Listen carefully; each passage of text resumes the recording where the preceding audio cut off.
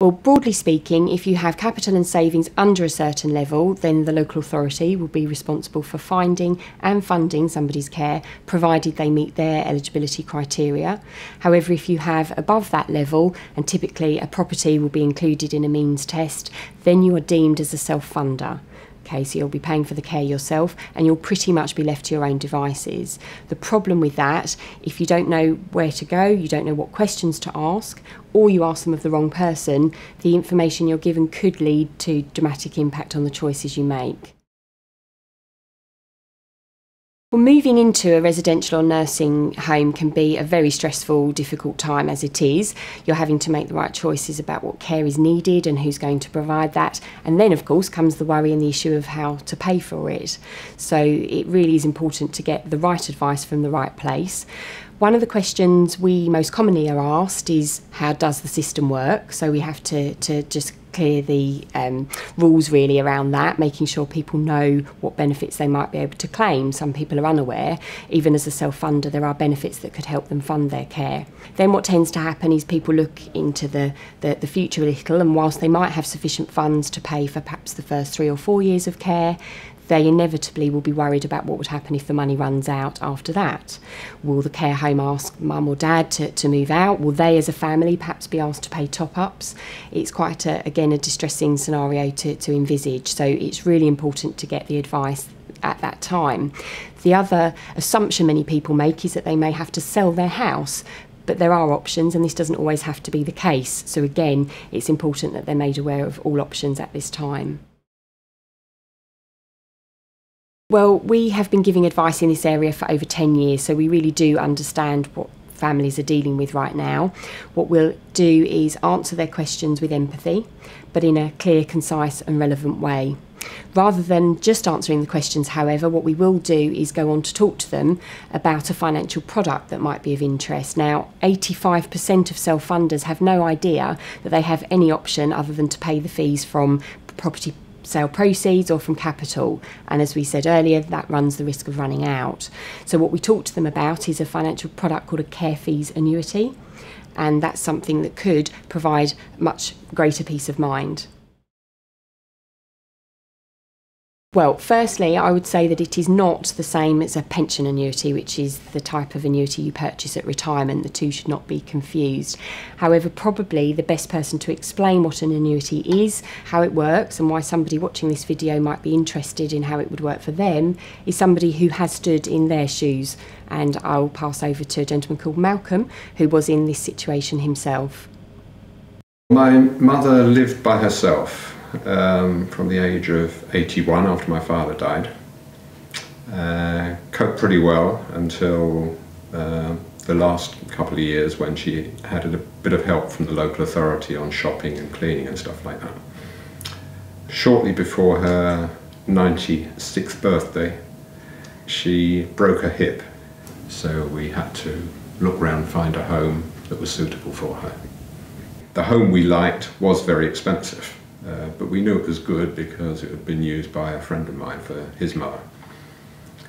We knew lots about the benefits and allowances and so forth that she'd be entitled to when she was in the home.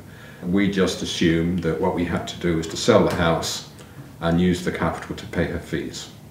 The money she had from the sale of the house would have lasted perhaps 3-4 years. But that seemed quite a long time because she wasn't in particularly good health. Fortunately, she loved it in the home. Once she got used to it, she liked being there, her health improved, and then we started to think a little bit about the long-term financing.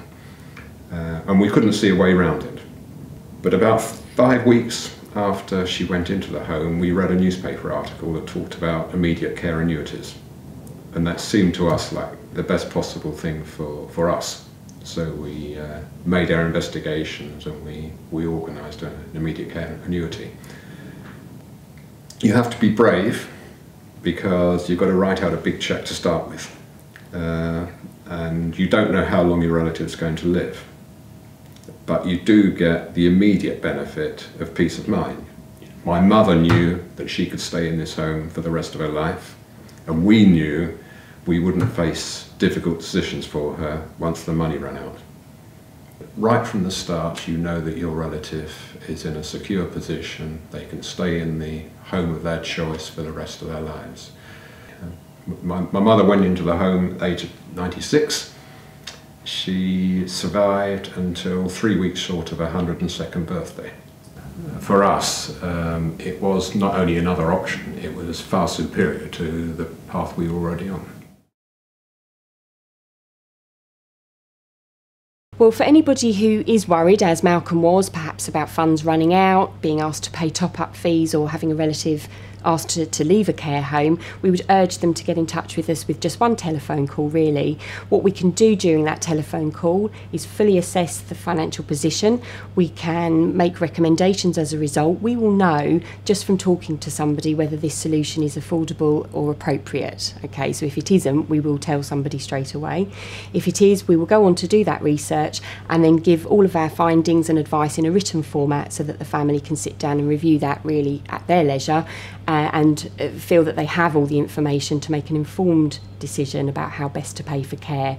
That's really important if you're acting as a power of attorney as well, for somebody to have all the facts rather than just take the default option. Care fees annuity absolutely does not work for everybody. In some cases it may simply be unaffordable, or we'll often have a situation where perhaps a family can't agree, and some will simply take the choice to fund from capital and take that chance that the money will last, hopefully. But in our experience, around 40% of people will take the care fees annuity as an option if it is viable.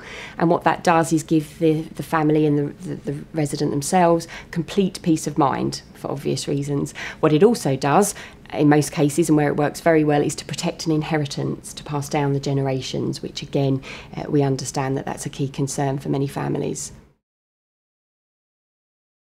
Okay, well, for anybody who's not ready to speak to us just yet, what they might want to do is still call our free phone number or send us an email and request a free copy of our Paying for Care guide.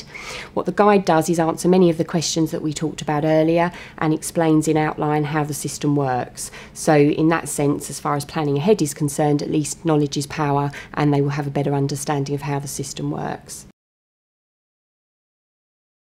Well, we do have lots of other information on our website, so if the guide doesn't answer all the questions, have a look at the pages on our website where there'll also be a live chat facility, so somebody can actually post questions and have them answered then and there by one of our team.